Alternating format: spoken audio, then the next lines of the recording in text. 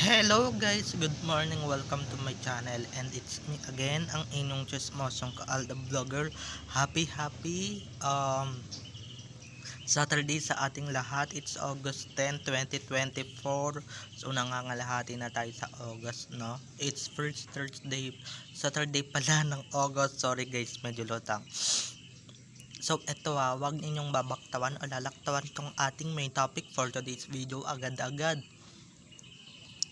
ating video. So, at wag ninyong kalimutan na i-share ito dahil good vibes ito ha, tungkol ito sa breakup na kumakalat between Spotted and Ganda. So, ayan. Dahil nga nagpahaging na ako, tara. Dire-diretsuin na natin to. Like what I said earlier, a very interesting tong ating topic for today's video. Gaya nga nung sinasabi ko kanina, no? Since nadulas na tayo dun sa breakup, dire-diretso na natin.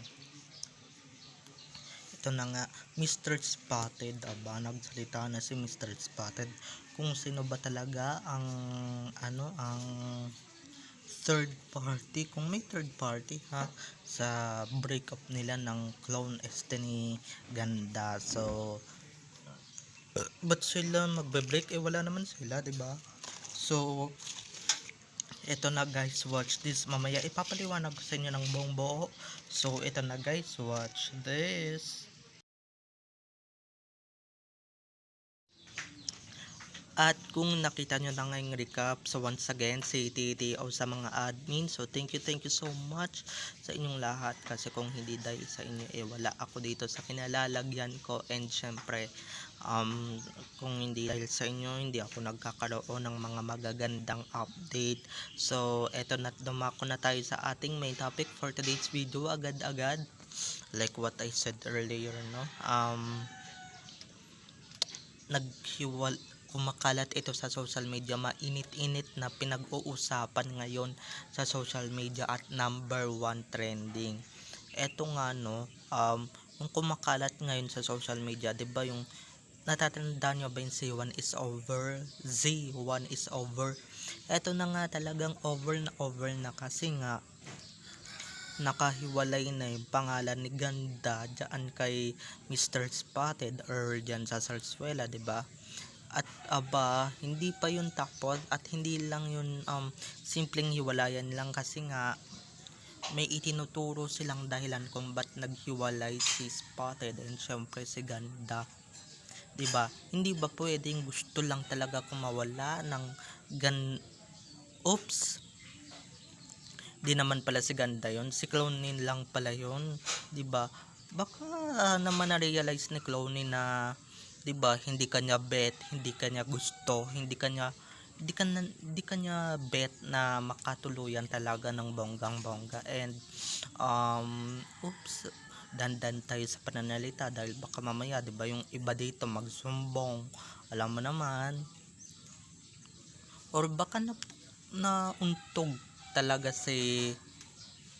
nauntog lang talaga si Clowney, but at nagising sa katotohanan na ay, di pala ito yung mahal ko, 'di ba? At eto ha, wag ka man dadawit ng pangalan na si Tetsoy. Wag mong idadawit yan si Tetsoy kasi wala naman yang ginagawang masama sa inyo. And syempre, hindi niya papatulan yan, bakla yan, no? Hello, 'di ba? Yung hindi naman real main Mendoza yung pinakasalan mo. And syempre, hello, wait lang ha. Oo nga, no, ba't kayo naghiwalay?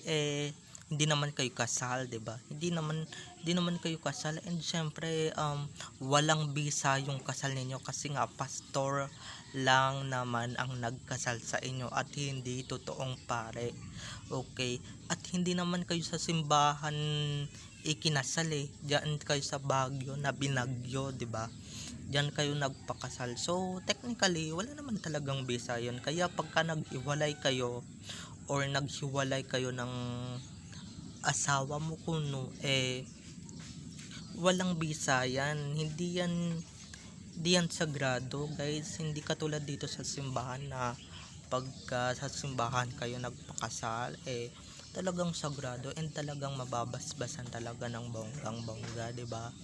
At talagang di kayo maghihiwalay ng bonggang bongga kasi nga doon kayo kay God umarap. And syempre baka mamaya iba yung hinarapan ni Mr. Spotted no, na talagang nasa lanta. Yun, hinarap nila sa Egay.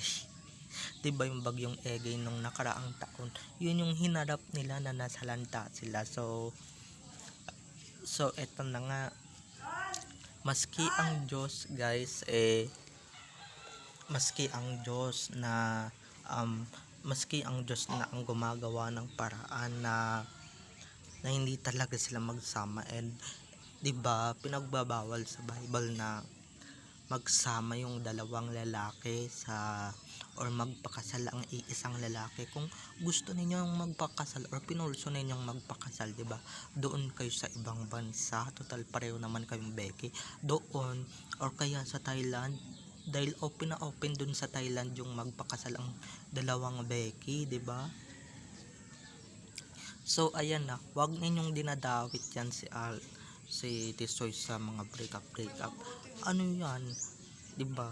Pagkatapos ng KBDN na DP na breakup, ito naman kinasasangkutan niya, 'di ba? Parang nakakasawa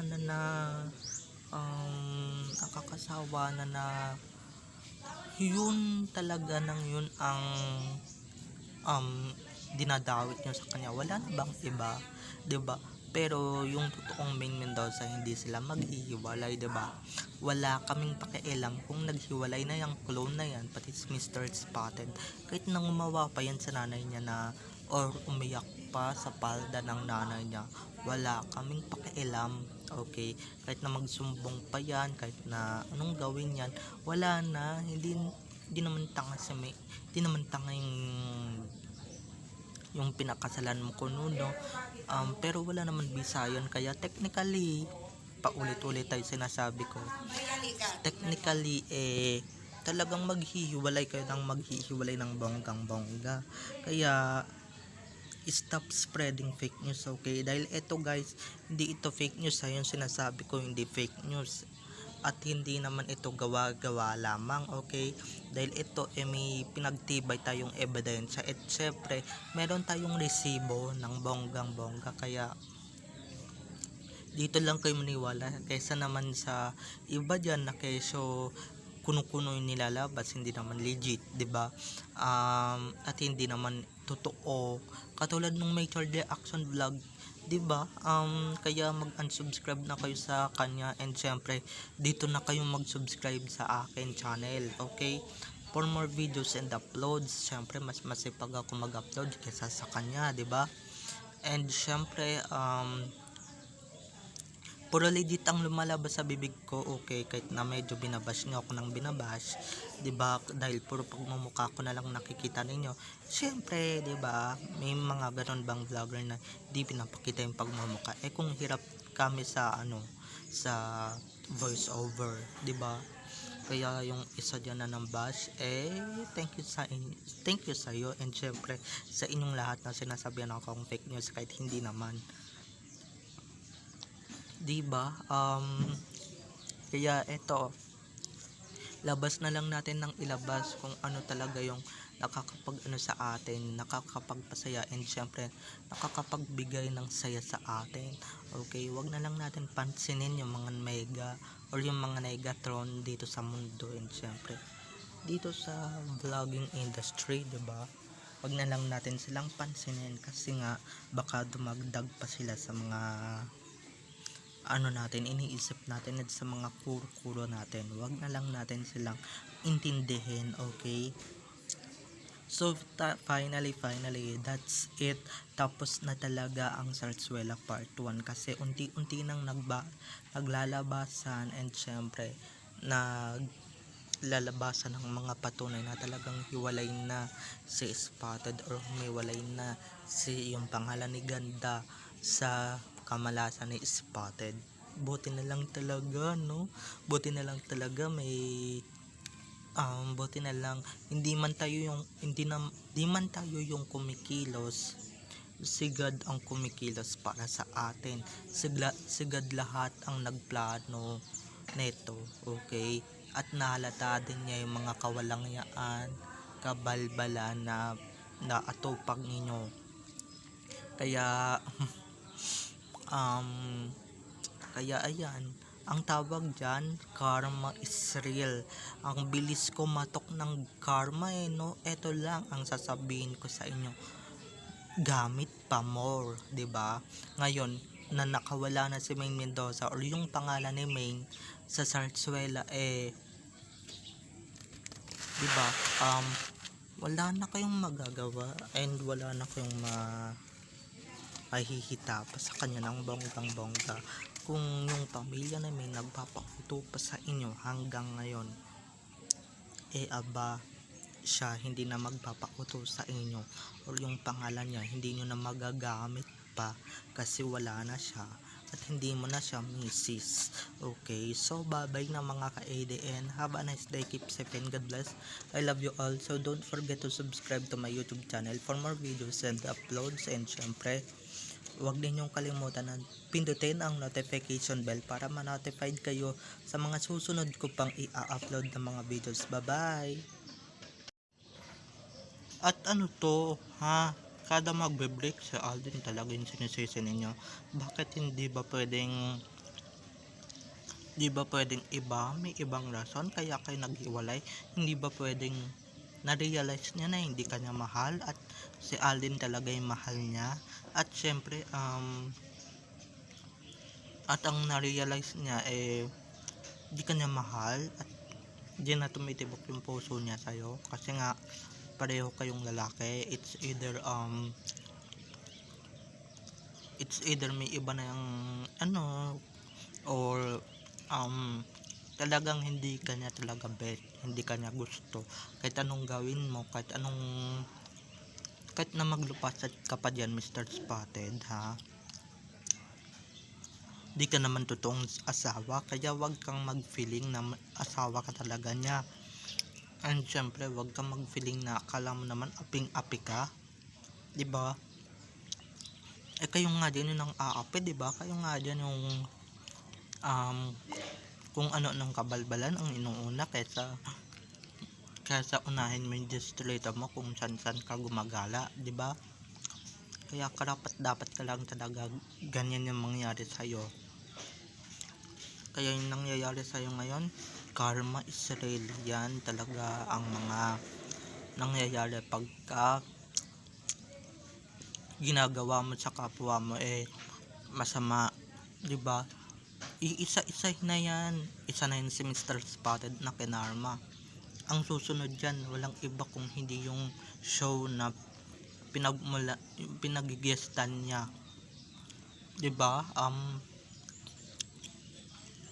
Yun lang naman ang main reason. Okay, kaya tayo wag tayong gumante. Diyos na ang bahala gumante sa atin, 'di ba? So bye bye na mga ka-ADN. I love you all. Have a nice day, keep safe and God bless. Bye bye.